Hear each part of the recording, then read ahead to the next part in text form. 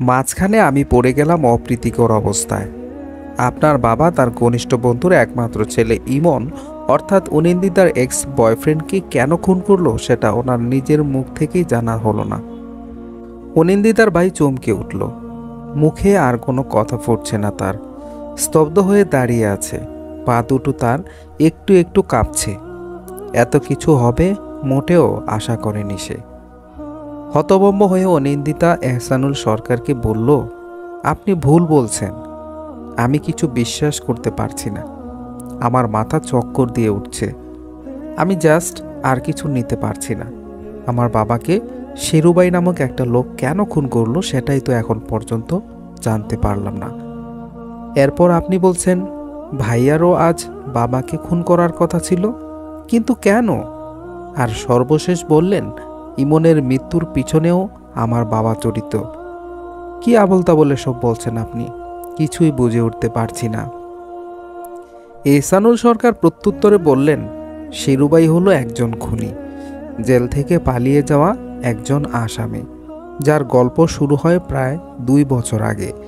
নিখুঁতভাবে খুন, কালো রঙের খাম দিয়ে কাউকে সতর্ক করা, কারো খুন হওয়ার কারণ লেখা, সুন্দর হ্যান্ডরাইটিং, বুদ্ধি, বিচক্ষণতা সবকিছুই তার দুর্দান্ত। এমনকি ওর ফাঁসির রায়ও বের হয়ে গিয়েছিল। ফাঁসির দিন আমি ওখানে উপস্থিত ছিলাম না। সেটাই আমার জীবনে এই পর্যন্ত করা সবচেয়ে বড় একটা ভুল। ওই দিন ওর ফাঁসিটা হয়নি। সব কিছু যেন নাটকীয় ছিল। আগে থেকে করা সাজানো গোছানো পূর্ব পরিকল্পিত ষড়যন্ত্র, মহাচক্রান্ত ছিল। সে অনেক কাহিনী। আমার আগের কেসটাতেও ও আচমকা এসে এভাবেই হস্তক্ষেপ করেছিল। দেখা পেয়েছিলাম প্রায় 2 বছর পর। শেষে দিনাজপুর থেকে গ্রেফতারও হয়েছিল সে, কিন্তু সেই পূর্বের নেই সে জেল থেকে বের হয়ে যায়। আজ পর্যন্ত ওর হাতে খুন হওয়া কেউ নিরাপদ ছিল না। তাদের প্রত্যেকেই কোনো না কোনো অন্যায়, অনাচার, অপরাধ করেছিল বা সেই সবের সাথে যুক্ত ছিল। ও কখন, কোথায়, কিভাবে, কার সাথে জড়িয়ে পড়বে সেটা কেউ জানে না। সে নিজেও বোধহয় জানে না। আপনার বাবার কিছু অবৈধ ব্যবসা আছে, যেই ব্যবসা শুরু করেছিলেন একজনের প্রাণ কেড়ে, আর শেষটাও একজনের প্রাণ কেড়েই করতে চাইছিলেন, কিন্তু হলো না। তাছাড়া বিভিন্ন খারাপ চক্রের সাথে জড়িত তো আছেনই। অনিন্দিতা বলল, আমি কিছুই মানতে পারছি না, সহ্যও করতে পারছি না। আমার বাবা কিসের অবৈধ ব্যবসা করত? সেই ব্যবসা কাকে খুন করে শুরু করেছিল, আর কাকেই বা খুন করে শেষ করতে চাইছিল? কিছু সত্য মেনে নিতে হবে, আর কিছু জিনিস না চাইলেও সহ্য করতে হবে। আপনার বাবার অবৈধ ব্যবসার কোনো অভাব নেই, তবে উনি কাকে খুন করে শুরু করেছিল আর কাকেই বা খুন করে শেষ করতে চেয়েছিলেন সেটা আমারও অজানা। তাছাড়া আপনার বাবা কেন আপনার এক্স বয়ফ্রেন্ড ইমনকে খুন করিয়েছে সেটাও আমার অজানা। তবে আরেকটা কথা জেনে নিতে পারেন, আজ থেকে অনেক বছর আগে আপনার মামার গুম হওয়ার বিষয়ে। গুম হওয়ার 8 দিন পর তার লাশ পাওয়া যায়, তাকে খুন করা হয়। সেটা তো জানিনি, কিন্তু সেই খুনের পিছনে কে আছে তা আজও আপনারা কেউ জানেন না। আপনার মামার খুন হওয়ার একটাই কারণ ছিল, ওনার দোষ ছিল উনি আপনার বাবাকে পরনারীর সাথে অন্তরঙ্গ মুহূর্তে দেখে ফেলেছিলেন। আশা করছি বুঝতে পারছেন এবার। আপনার বাবা এতটাও ভালো মানুষ ছিলেন না। অনিন্দিতা স্তব্ধ হয়ে গেল। কিছু বলার মতো মুখে তার শব্দ তৈরি হচ্ছে না এখন। তবুও আমদামদা করে কোনো মতে বলে ফেলল, আর ভাইয়া কেন তাহলে বাবাকে খুন করতে চাইল? জানি না। এটা সহ আরও অনেক বিষয়ই এখনও ক্লিয়ার হয়নি আমার কাছে। তবে শীঘ্রই সব কিছু ঝাপসা থেকে পরিষ্কার হবে। আপনার ভাই আর ভাবিকে জিজ্ঞাসা করলেই সব কিছু পরিষ্কার হয়ে যাবে। আপনার ভাই তো এখন মুখে কুলু পেটে বসে আছেন, চুপ করে আছে, কিছুই বলছেন না। অবশ্য এখন আর কিছু বলবেনও না বোধ হয়। ওসি সাহেব, একে গাড়িতে তুলুন, সাথে ওনার স্ত্রীকেও থানায় নিয়ে গিয়ে যেমন করেই হোক তাদের মুখ থেকে কথা বের করুন। ঠিক সেই মুহূর্তে অনিন্দিতার ভাবি বাসার ভেতর থেকে বাইরে আসতে আসতে বললেন, গাড়িতে তুলুন মানে? আমরা কেন থানায় যাব?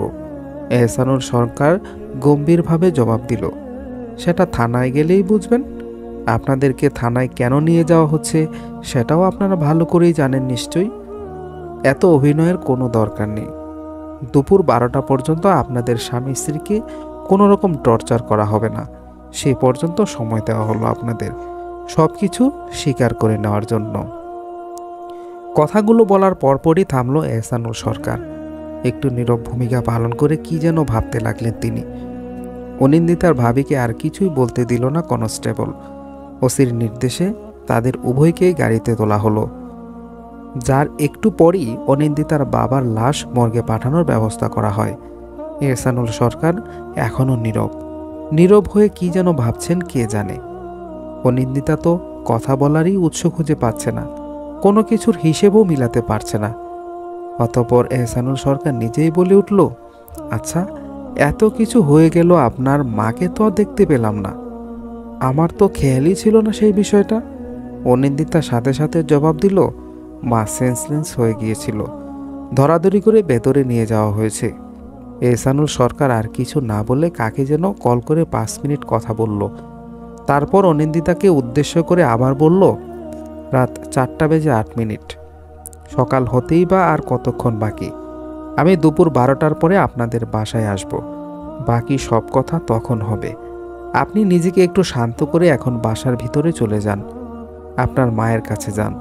তাছাড়া আপনার ছেলেও তো রুমে একা রয়েছে। অনিন্দিতা আর কিছুই বলল না। তার কিছু বলতেও ইচ্ছে করছে না এই মুহূর্তে। চোখের জল মুছে বাসার ভেতরে চলে গেল অনিন্দিতা। এহসানুল সরকারও সকাল সকাল থানায় আসবে ওসিকে কথার আগেই বলেই তাড়াহুড়া করে নিজ গাড়ি নিয়ে চলে গেল। দুপুর 2টা বাজতে আর মাত্র 2 মিনিট বাকি। এহসানুল সরকার মাত্রই অনিন্দিতাদের বাড়ি এসে পৌঁছল। অনিন্দিতার মায়ের করুণ অবস্থা। অনিন্দিতা থেকে সব কিছু শুনেছেন তিনি। কোনো কিছু মেনে নিতে পারছেন না, মানতে কষ্ট হচ্ছে তার, যে কষ্ট অনেক তীব্র। এহসানুল সরকার সান্ত্বনা প্রকাশ করে অনিন্দিতার মাকে উদ্দেশ্য করে বলল, আপনার ছেলেও তার স্ত্রী সব কিছু স্বীকার করে নিয়েছে। তারা জানিয়েছে সম্পত্তির লোভে এমন কিছু করার চিন্তাভাবনা করেছিল তারা। অনিন্দিতাকে তার অংশ থেকে বঞ্চিত করাই তাদের মূল লক্ষ্য ছিল। তাই প্রথমে গয়না চুরি ও বিক্রি করার মিথ্যা অভিযোগ লাগিয়ে অনিন্দিতাকে সবার সামনে চোর ও ছোট করার চেষ্টা করল। তারপর বিভিন্নভাবে বাবার কান ভাঙাতে লাগলো তারা দুইজন। কিন্তু তাতেও কোনো কাজ হচ্ছিল না দেখে শেষমেশ কিছুটা স্ত্রীর প্ররোচনায় নিজ বাবাকে হত্যার পরিকল্পনা করে আপনার ছেলে কোনো মতে ওনাকে বাসার বাইরে নিয়ে আসে। এরপর প্ল্যান অনুযায়ী ওনাকে বাসার সামনে থেকে 3 জনের একটা গ্রুপ কিডন্যাপ করার কথা ছিল। তারপর ভয়ভীতি দেখিয়ে সবকিছু লিখে নেওয়ার পর খুন করবে তারা, এমনটাই প্ল্যান করেছিল। এখন আসছি মেইন পয়েন্টে। অনিন্দিতার বাবা তার ঘনিষ্ঠ বন্ধুর ছেলে ইমন, অর্থাৎ অনিন্দিতার এক্স বয়ফ্রেন্ডকে খুন করার জন্য যাদেরকে কন্ট্রাক্ট দিয়েছিল, তাদেরকে অনিন্দিতার ভাইও নিজের বাবাকে কিডন্যাপ করার পর সম্পত্তির একটা কাগজে সাইন করিয়ে খুন করার কন্ট্রাক্ট করেছিল। কুখ্যাত কন্ট্রাক্ট কিলার। মাত্র 3 জনের একটা গ্রুপ। এমন কোনো কাজ নেই যে তারা করতে পারে না। তাদের সাথে দেখা করার কোনো সুযোগ নেই। একে অপরের মুখোমুখি তো প্রশ্নই আসে না। এক কথায় তারাও আপনাকে কখনো দেখবে না, আর দেখতেও চাইবে না। আপনিও তাদেরকে কখনো দেখতে পারবেন না। এমনইভাবে তাদের কাজকর্ম চলতেছিল। যেহেতু দুটো কন্ট্রাক্ট একই দিনে ছিল, তাই একই দিনে তারা দুটো কাজ একসাথে শেষ করতে চেয়েছিল। ইমনকে খুন করার পরই অনিন্দিতার বাবাকে কিডন্যাপ করার কথা ছিল তাদের, কিন্তু দুর্ভাগ্যবশত তারা আমার কবলে পড়ে যায়। নিজ বাড়িতে ইমনকে খুন করার পর চলে যাওয়ার সময় ধরা পড়ে। অনিন্দিতার বয়ফ্রেন্ড আছে জেনে তো অত রাতেই আমি ইমনদের বাড়ি গিয়েছিলাম কিছু জিজ্ঞাসা করার জন্য। অনিন্দিতা যদি আগে থেকে আমাকে জানাতো তার আগে একজন বয়ফ্রেন্ড ছিল, তাহলে আমাকে নির্ঘুমে রাত বিরেতে এতটাও ছুটোছুটি বোধ করতে হতো না। অনেক আগে অনেক কিছু জেনে যেতাম আমি। গতকাল রাত 2টার সময় অনিন্দিতাকে ফোন করে ইমনের ব্যাপারে বেশ কিছু কথা বলার পর সাথে সাথে কল কেটে দিয়েছিলাম। সব কিছুর পরেও কেন যেন আমি সংকোচ মুক্ত না হতে পেরে 5 মিনিট পর আবার কল করে অনিন্দিতাকে বলেছিলাম, আপনার বাবার প্রাণ সংশয় আছে। 2 জনের মধ্যে একজন অন্তত বেঁচে থাকলে না জানা অনেক প্রশ্নের উত্তর আমি পেয়ে যেতাম, অনেক রহস্যের সমাধান পেতাম। এতক্ষণ যাবৎ চুপচাপ এহসানুল সরকারের কথাগুলো শুনছিল অনিন্দিতা ও তার মা। অনিন্দিতা বলল, আমি ওর মতো একজন বেঈমান প্রতারকের কথা আপনাকে জানাতে চাইনি। তাই বারবার বলতে চেয়েও সেদিন বলতে পারিনি। ও একজন ঠকবাজ লোক, ভালোবাসার নামে আমাকে ঠকিয়েছে। ইমনের সারা ডায়েরি জুড়েও এমন কিছুই লেখা ছিল।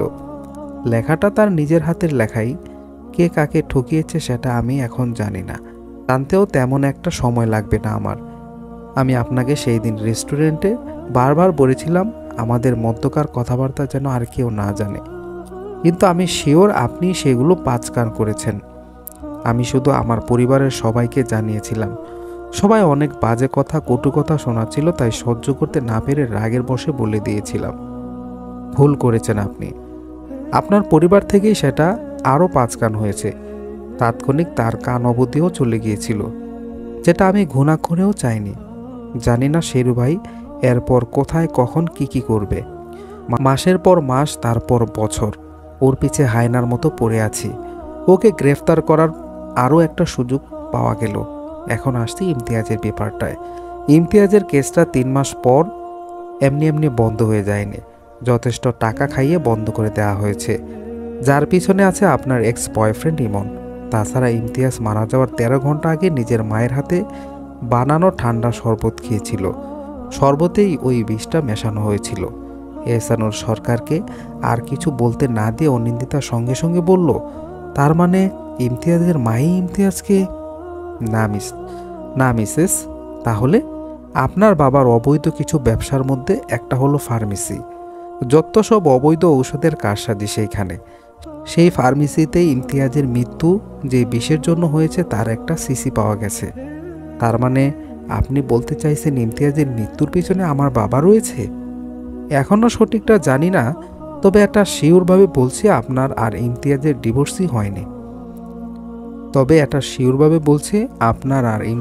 ডিভোর্সই হয়নি। আপনারা আইন অনুযায়ী এখনও স্বামী স্ত্রী। কথাটা শুনে চমকে উঠল অনিন্দিতা। সঙ্গে সঙ্গে বসা থেকে উঠে দাঁড়ালো। এমন কিছু শোনার জন্য একদমই অপ্রস্তুত ছিল সে। বাক্যহীন হয়ে জিজ্ঞাসা দৃষ্টিতে এহসানুর সরকারের দিকে তাকিয়ে রয়েছে অনিন্দিতা। পাশ থেকে অনিন্দিতার মা ভেঙে যাওয়া গলায় বলে উঠল, এটা কি করে সম্ভব? আমাদের সবার সামনেই সাইন করলো, ডিভোর্স হলো, সব কিছু হলো। এহসানুর সরকার গলায় গভীরতা এনে বলল, ডিভোর্স পেপারটাই যদি আসল না হয়ে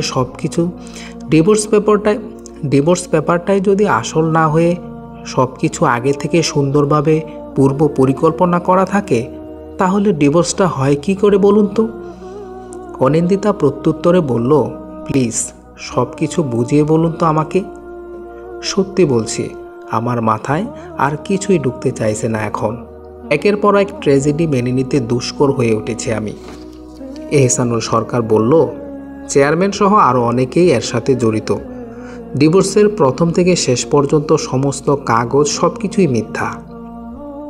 পরিকল্পিত সুন্দর একটা প্ল্যানিং ছিল তাদের, আর এই প্ল্যানিং স্বয়ং ইমতিয়াজই করেছিল। অনিন্দিতা আবারও চমকে উঠল। কি বলছেন এইসব? কিন্তু কেন সে এরকমটা করবে? কিসের জন্য এই প্ল্যানিং করবে? এসব করার কারণটা ঠিক কি হতে পারে? যেইটুকু জেনেছি সেইটুকুই আপাতত জানালাম আপনাদেরকে, এর বেশি কিছুই না। এখন আমাকে ইমনের ব্যাপারে কিছু কথা বলুন। ইমন আপনাকে কিভাবে ঠকালো? ওর সাথে আপনার রিলেশন কেন ভাঙলো? অনিন্দিতা বলল, ওর নাম শুনলেও আমার সারা গা ঘিন ঘিন করে ওঠে। ইমনকে আমি ঘৃণা করি, অনেক ঘৃণা করি। আমার ভালোবাসা নিয়ে খেলেছে সে, আমার আবেগ অনুভূতি সব কিছু নিয়ে খেলা করেছে। আমার সাথে রিলেশন চলাকালীনই ইমন আরও একটা মেয়ের সাথে সম্পর্ক করে, যাকে ইমন গোপনে বিয়েও করে নেয়। তার উপর মেয়েটা ছিল প্রেগনেন্ট। মেয়েটা প্রেগনেন্ট হওয়ার পরেই ইমন ওকে বিয়ে করেছিল। এটা নিয়ে পরে অনেক ঝামেলাও হয়েছিল। এই সূত্র ধরেই ইমনের বাবার সাথে আমার বাবার বন্ধুত্বটাও নষ্ট হয়ে যায়। এহসানুর সরকার বলল, আপনার ভাই ভাবিও এমন কিছুই বলেছিল আমাদেরকে। তারপরেও আপনার নিজের মুখ থেকে একবার জানতে ইচ্ছা করলো, তাই জিজ্ঞাসা করা। অনিন্দিতার মা এতক্ষণ যেন নীরব ভূমিকা পালন করেছিলেন। চুপচাপ কপালে হাত দিয়ে কথাগুলো শুনছিলেন। নীরব মনোভাব ভেঙে তিনি বলে উঠলেন, আমার মেয়ে যা বলেছে সবই সত্য। এই ছেলেটার চরিত্র একদমই ভালো না। অনিন্দিতার সঙ্গে বিয়ের কথাবার্তা চলাকালীন সময় ওর এই কুকর্মগুলো ফাঁস হয়। এহসানুল সরকার কিছু বললেন না, গম্ভীর হয়ে কি যেন ভাবতে লাগলেন। অনিন্দিতার মা খানিকটা সময় চুপ থেকে সঙ্গে সঙ্গে আবারও বলে উঠলেন, আচ্ছা, অনিন্দিতার বাবার যে অবৈধ ব্যবসা ছিল তা কি করে আমার ছেলে বা তার বউ জানতো? অনিন্দিতার মায়ের কথার প্রত্যুত্তরে এহসানুল সরকার বলল, না, তারা সম্পত্তির মধ্যেই সীমাবদ্ধ ছিল। লোভ বড়ই মারাত্মক একটা জিনিস। তাছাড়া এখন অনিন্দিতার বাবা ও তার ভাইয়ের রুম সার্চ করা অনেক প্রয়োজন। আমাকে তাদের রুমগুলো একটু দেখিয়ে দিবেন? অনিন্দিতা বলল, আপনি আমার সাথে চলুন, আমি রুমগুলো দেখিয়ে দিচ্ছি আপনাকে। এহসানুল সরকার অনিন্দিতার পিছু পিছু গেল। সর্বপ্রথম অনিন্দিতার ভাইয়ের রুমটা ভালো করে চেক করলেন তারা। সেখানে সন্দেহজনক কিছুই পাওয়া গেল না। এরপর অনিন্দিতার বাবা রুমে এলেন। সারা রুমের জিনিসপত্র এদিক ওদিক করার পর এখানেও তেমন কিছুই পেলেন না। শেষমেশ এক প্রকার হতাশ হয়ে রুম থেকে বেরিয়ে যাওয়ার সময় কি মনে করে যেন তিনি একবার অনিন্দিতার বাবার বালিশের কভারের ভেতর চেক করেন, যেখানে কালো রঙের একটা খাম পাওয়া যায়।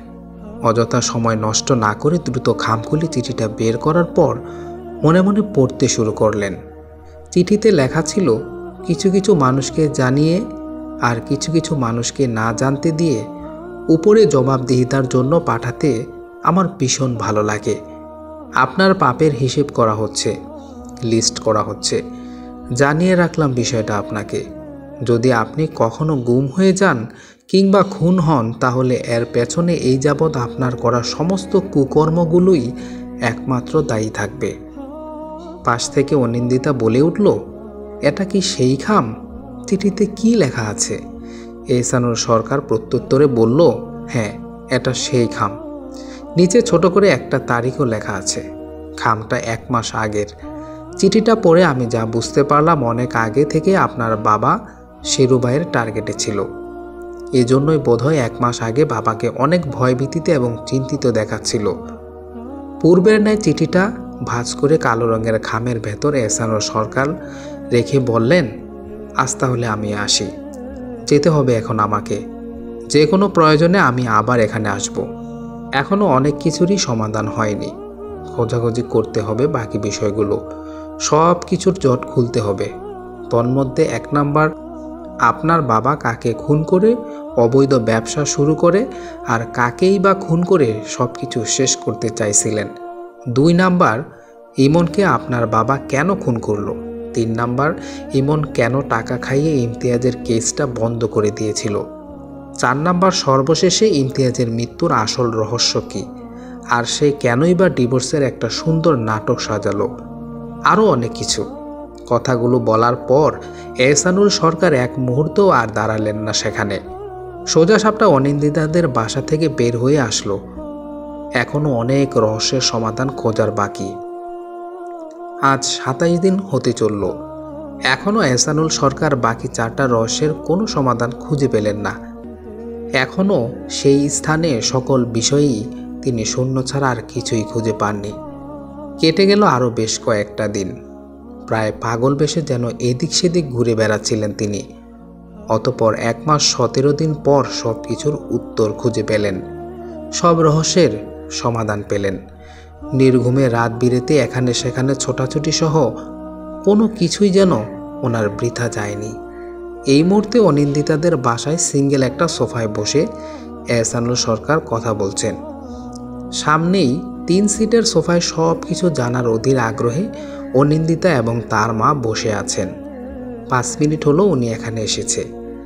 নীরবতা ভেঙে এহসানুল সরকার বলল, অনিন্দিতার বাবা তার অবৈধ ব্যবসা অনিন্দিতার মামাকে খুন করেই শুরু করেছিলেন।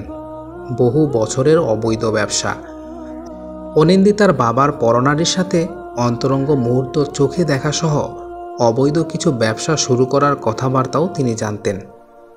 সব কিছু ফাঁস ও শেষ হওয়ার ভয়ে অনিন্দিতার মামাকে গুম করার পর খুন করানো হয়। শেষটা অনিন্দিতার মা অর্থাৎ আপনাকে দিয়ে শেষ করতে চেয়েছিলেন। ওনার মৃত্যুর 3 দিন আগে উনি মাঝরাতে ব্যালকনিতে দাঁড়িয়ে নিজের অনেক গোপনীয় কথাবার্তা কারোর সাথে ফোনে বলছিলেন। সেই মুহূর্তে পেছন থেকে আপনি ওনার কাঁধ স্পর্শ করেন। ঘুম ভাঙার পর ওনাকে দেখতে না পেয়ে তখন ব্যালকনিতে গিয়েছিলেন আপনি। সেই দিন অনিন্দিতার বাবা সুন্দরভাবে সব কিছু ম্যানেজ করে নিলেও পরে আপনার অল্প কিছু কার্যকলাপে ওনার মনে সন্দেহের সৃষ্টি হয়। ওনার মনে হচ্ছিল সেই দিন রাতে আপনি সব কিছুই জানতে পেরে গেছেন, সব জেনে আপনি অভিনয় করে যাচ্ছেন তার সাথে, অথচ আপনি কিছুই জানতেন না।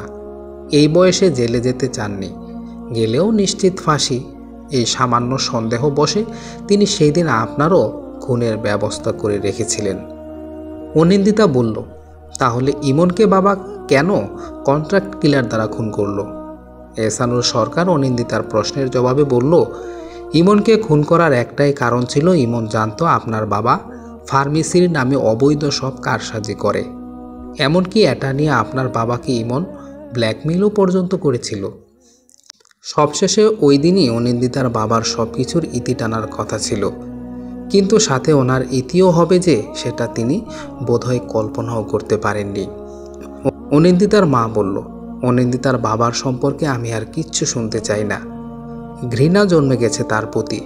তুমি ইমতিয়াজের ব্যাপারটা একটু ক্লিয়ার করে বলো তো আমাকে।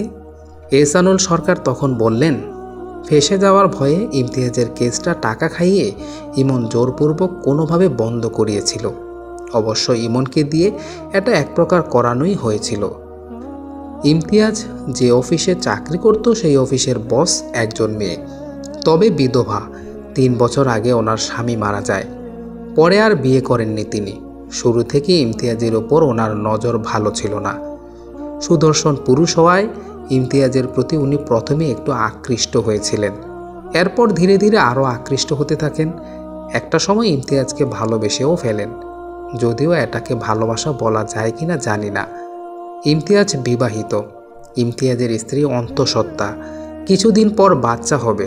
সব কিছু জানা সত্ত্বেও ইমতিয়াজকে বেশ কয়েকবার বিয়ের প্রস্তাব সহ অনেক কুপ্রস্তাবও দিয়েছিল তার বস। তবে ইমতিয়াজ ভালো মানুষ ছিল, কিছুটা সরল মনের মানুষ ছিল। নিজ স্ত্রীর প্রতি তার অফুরন্ত ভালোবাসা। রাবেয়া চৌধুরীর কোনো প্রস্তাবেই সে রাজি হয়নি। একদিন অফিস ছুটি হওয়ার পরেও বিভিন্ন কাজের অজুহাত দিয়ে ইমতিয়াজকে আটকে রাখা হয় অফিসে। সেই দিনই মনে মনে চাকরি ছেড়ে দেওয়ার সিদ্ধান্ত নিল সে, কিন্তু আর হলো না। সেই দিন ছল করে ইমতিয়াজকে নেশা জাতীয় কিছু খাওয়ানো হয়, যার পর নিজের সাথে অন্তরঙ্গ ভিডিও ও কিছু ছবি ফোনে ধারণ করে পরবর্তীতে ইমতিয়াজকে ব্ল্যাকমেইল করা হয়। তাই মন চাইলেও আর চাকরিটা ছাড়তে পারল না ইমতিয়াজ। কিন্তু তারপরেও রাবেয়া চৌধুরীর সম্পূর্ণ হাতের মুঠোয় যেন কিছুতে আসছিল না ইমতিয়াজ। ইমতিয়াজকে নিজের করে পাওয়ার প্রবল লালসায় শেষমেশ শীর্ষ এক কন্ট্রাক্ট কিলার দ্বারা অনিন্দিতা এবং তার সন্তান উভয়কে খুন করার ভয় ও হুমকি ধমকিটা রাবেয়া চৌধুরীর অনেক কাজে লেগে যায়। ধীরে ধীরে ইমতিয়াজ সব কিছু থেকে অদৃশ্য শিকলে বাধা পড়ে যায়। রাবেয়া চৌধুরীর সম্পূর্ণ হাতের মুঠে চলে আসে ইমতিয়াজ। রাবেয়া চৌধুরীর কথা অনুযায়ী সেই দিন অফিস থেকে হুট করে ফিরে ইমতিয়াজ তোমাকে ডিভোর্সের কথা জানালো। তাছাড়া ইমতিয়াজের হাতে তখন কোনো অপশন ছিল না। পরিস্থিতি বুঝতে পারলেও পুলিশ বা কারোর সাহায্য নিতে পারেনি সে, কাউকে বলতেও পারেনি। সব দিক থেকে ইমতিয়াজ নিরুপায় ছিল। ডিভোর্সটা না হওয়া পর্যন্ত দৃষ্টিবন্দী ছিল সে, কিন্তু তাই বলে ইমতিয়াজ এত সহজেও হার স্বীকার করে নেয়নি। তাই তো সেও অনেক ভেবেচিন্তে ডিভোর্স নিয়ে একটা পরিকল্পনা করল। প্রতিটি ধাপে ধাপে একাই প্ল্যানিং সাজালো সে। সব কিছু ঠিক ছিল। 17 তারিখ, আজ থেকে 3 বছর আগে পরপুরুষে আকৃষ্ট হয়ে নিজের স্বামীকে খুন করা সহ রাবেয়া চৌধুরীর বিরুদ্ধে আরও অনেক প্রমাণই ইমতিয়াজের হাতে আসলো। তার প্ল্যানিং অনুযায়ী পরের দিন 18 তারিখ রাবেয়া চৌধুরীর সব কিছু ফাঁস করার কথা ছিল, কিন্তু অসাবধানতা ও ভুলের জন্য ইমতিয়াজের সমস্ত প্ল্যানিং সম্পর্কে রাবেয়া চৌধুরী জেনে গিয়েছিল, যা ইমতিয়াজ ঘুণাক্ষরেও টের পায়নি। এহসানুল সরকার এবার একটু থেমে অনিন্দিতাকে উদ্দেশ্য করে আবারও বলে উঠল, 17 তারিখ অর্থাৎ সেই দিনই কাজের মেয়েটার সাহায্যে ইমতিয়াজের ঠান্ডা শরবতে সেই বিষটা মেশানো হয়, যার 13 ঘন্টা পর ইমতিয়াজের মৃত্যু হয়। মৃত্যুর পূর্বে আপনার সাথে কথা বলার আগে রাবেয়া চৌধুরীর সঙ্গে ইমতিয়াজের কথা হয়েছিল। অবশ্য রাবেয়া চৌধুরীর ফোন কলেই অত রাতে ইমতিয়াজের ঘুম ভেঙেছিল। তার সাথে কথা বলার 2 মিনিট পরেই বিষের প্রতিক্রিয়াটা তৎক্ষণাৎই শুরু হয়। রুমের দরজা বাহির থেকে বন্ধ করা ছিল। অন্যদিকে ইমতিয়াজের মা ছিল গভীর নিদ্রায়। কাজের মেয়েটা আড়ালে পানির সাথে ঘুমের ওষুধ মিশিয়ে দিয়েছিল। ইমতিয়াজের মায়ের ইমতিয়াজ ছাড়া পৃথিবীতে আপন বলতে আর কেউ ছিল না। সেই দিন ছেলের হাজারো চিৎকার, চেঁচামেচি ও যন্ত্রণার আর্তনাদেও ওনার ঘুম ভাঙল না। স্বল্প সময়ের মধ্যেই দুর্দান্ত পরিকল্পনা করেছিল রাবেয়া চৌধুরী। তবে ইমতিয়াজকে খুন করার বিষয়ে বারংবার ভেবেছিলেন তিনি। অনিন্দিতা নিজেকে বহু কষ্টে সামলে নিয়ে বলল, তাহলে ইমনের এখানে কি ভূমিকা ছিল? এহসানুল সরকার এবার বললেন, ইমনের ভূমিকাও কিছু গুরুত্বপূর্ণ স্টেপে আছে। কারণ বেকার ইমনকে অফিসের সবচেয়ে বড় পজিশনে চাকরি দেওয়ার প্রবল স্পৃহা দেখিয়ে আপনার বাবার ফার্মেসি থেকে প্রথমে ওই বিষটা আনিয়েছিল সে। তারপর ইমতিয়াজের বাসার কাজের মেয়েটাকে মোটা অঙ্কের টাকা দিয়ে কাজটা করানো সহ সব কিছুই ইমনকে দিয়ে করিয়েছিল রাবেয়া চৌধুরী। শুরুতে ইমন নাকচ করে দিলেও পর মুহূর্তে ঠিকই রাজি হয়ে গিয়েছিল। শেষে রাবেয়া চৌধুরীর কথাতেই তার কাছ থেকে মোটা অঙ্কের যথেষ্ট পরিমাণ টাকা নিয়ে পুলিশকে ঘুষ দিয়ে ইমতিয়াজের কেসটা কোনো রকমে একটা অজুহাত দিয়ে বন্ধ করা হয়। বলতে গেলে ইমন প্রায় সব কিছুই জানত। তাছাড়া ইমতিয়াজের করা ডিভোর্সের ওই প্ল্যানিংয়ের সাথে যারা যারা জড়িত ছিল তাদের প্রত্যেককে অনেক আগেই টাকা দিয়ে মুখ বন্ধ করে দেওয়া হয়। সেই সাথে রাবেয়া চৌধুরীর বিরুদ্ধে ইমতিয়াজের জমা করা সমস্ত প্রমাণও কত আগেই ভেনিশ হয়ে যায়। সব কিছু শোনার পর অনিন্দিতা কি বলবে ভাষা খুঁজে পাচ্ছিল না। অনিন্দিতার মা তো অনেক আগে থেকেই ভাষা হারিয়ে চুপ করে বসে আছেন। এভাবেই কিছুক্ষণ পিনপতন নীরবতা চলল রুমের মধ্যে। হঠাৎ অনিন্দিতা বলল, ইমতিয়াজের বাসার কাজের মেয়েটা এখন কোথায়? সব কিছুর জন্য যে মহিলা দায়ী সেও এখন কোথায়? তাদের গ্রেফতার করা হয়েছে তো? এহসানুল সরকার গভীরভাবে উত্তর দিল, কাজের মেয়েটাকে গ্রেফতার করা হয়েছে। একটুর জন্য তার প্রাণটা বাঁচানো গেল, কিন্তু রাবেয়া চৌধুরীকে গ্রেফতার করতে পারেনি। সে মারা গেছে। আমি পৌঁছানোর আগেই শেরু ভাই সেখানে পৌঁছে গিয়েছিল। ভালোই হয়েছে, ওর মতো নিকৃষ্ট মহিলার মরাই উচিত। আমার সব কিছু শেষ করে দিয়েছে। খানিকক্ষণ চুপ থেকে এহসানুল সরকার বলল, আরেকটা কথা বলতে ভুলে গিয়েছিলাম। ইমনের সারা ডায়েরি জুড়ে অনিন্দিতা ঠক, অনিন্দিতা প্রতারক, অনিন্দিতা আমাকে ঠকাইছে, অনিন্দিতা আমার সাথে প্রতারণা করছে। এই লেখাগুলোর বিষয়ে এই কথাগুলো রাবেয়া চৌধুরীর কথাতেই ইমন তার সারা ডায়েরিতে লিখেছিল। জানি না কেন সে এমনটা করেছিল। অনিন্দিতার মা চোখের জল মুছে আবার বলে উঠল, তোমাকে অনেক ধন্যবাদ বাবা। আমার মেয়েকে তুমি সাহায্য না করলে এত কিছু কখনোই জানতে পারতাম না আমরা। সেই সাথে এত সত্য কখনো সামনে আসতো না আমাদের। কখনোই বোধহয় প্রকাশ হতো না আসল সত্যটা। চোখে টলমল করতে থাকা জল মুছে অনিন্দিতা বলল, আপনাকে কিছু বলার ভাষা আমার এই মুহূর্তে নেই। সবশেষে আপনাকে অসংখ্য ধন্যবাদ। অতঃপর আরও কিছুক্ষণ তাদের সাথে ভালো মন্দ অনেক কথা বলার পর এহসানুল সরকার অনিন্দিতাকে উদ্দেশ্য করে বলল, তাহলে আমি আসি। ইমতিয়াজের মাকেও সব কিছু জানাতে হবে। তারপর আমাকে আমার বাড়িতে ফিরতে হবে। ভালো থাকবেন আপনারা সবাই। 8 দিন পর সকাল 10টায় রেস্টুরেন্টের ডান দিকের একটা সিটে বসে লাচ্ছি খাচ্ছিল এহসানুল সরকার। লাচ্ছি তার ভীষণ পছন্দের। সেই মুহূর্তে তার ফোন বেজে উঠল। অপরিচিত একটা নাম্বার। ফোন রিসিভ করে বললেন, কে বলছেন? ওপাশ থেকে কেউ গম্ভীর কণ্ঠে বলল, আমি শেরু ভাই। চিনে গেছেন? আমি আমার আশেপাশে থাকলেও তুমি আমার আশেপাশে থাকলেও আমি বুঝতে পারি, অনুভব করতে পারি। শেরু ভাইয়া বলল, প্রথমেই বলছি ট্রেকিং করার কোনো চেষ্টা করবেন না, কোনো লাভ হবে না। তুমি কি এতটাই বোকা? এমন কোনো কাজ করবে কি? সেটা আমি জানি। কোনো ফোন করেছো? কেন ফোন করেছো এটা বলো। আপনি একটা ভুল ধারণা মনের মধ্যে পোষণ করে আছেন, যেটা ভাঙার জন্যই এখন ফোন করেছি। কিসের ভুল ধারণা? আপনি মনে করেন আপনি যেসব কেসের সাথে জড়ান আমিও সেভাবেই জড়িয়ে পড়ি। কথাটা কিন্তু ভুল। আমি কখন, কোথায়, কিভাবে, কার সাথে জড়াবো সেটা কেউ জানে না, কেউ জানবেও না। মাঝে মধ্যে অনেক কিছু কাকতালীয়ভাবে হয়ে যায়।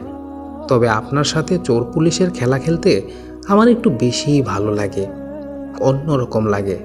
জানি না কেন সেটা এরকম হয়। এহসানুল সরকার মৃদুস্বরে বলল, মাঝে মাঝে তোমার জন্য আমার অনেক কষ্ট হয়। তোমার নিদারুণ ভাগ্যকে খুব দোষ দিতে ইচ্ছে হয়। জন্মানোর পর যদি তুমি বাচ্চা চুরির চক্রে না পড়তে, তাহলে নিশ্চিত আজ তুমি আমার পাশে থাকতে, আমার নিঃসঙ্গতার সঙ্গী হতে পারতে।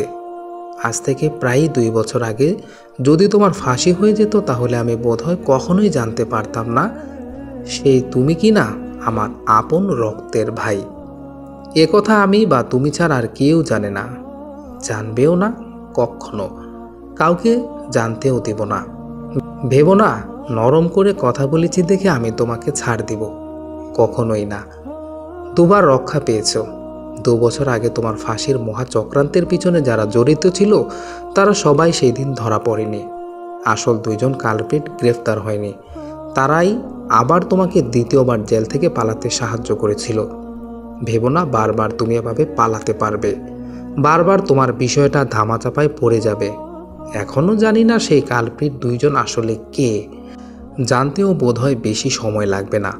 নিজের কোনো শেষ ইচ্ছে থাকলে সেটা পূরণ করে নিতে পারো, কারণ এইবার গ্রেফতার হলে তুমি আর পালাতে পারবে না। খুব শীঘ্রই তুমি হোঁচট খেয়ে পড়তে চলেছ, যা তোমার অন্ত নিশ্চিত করবে।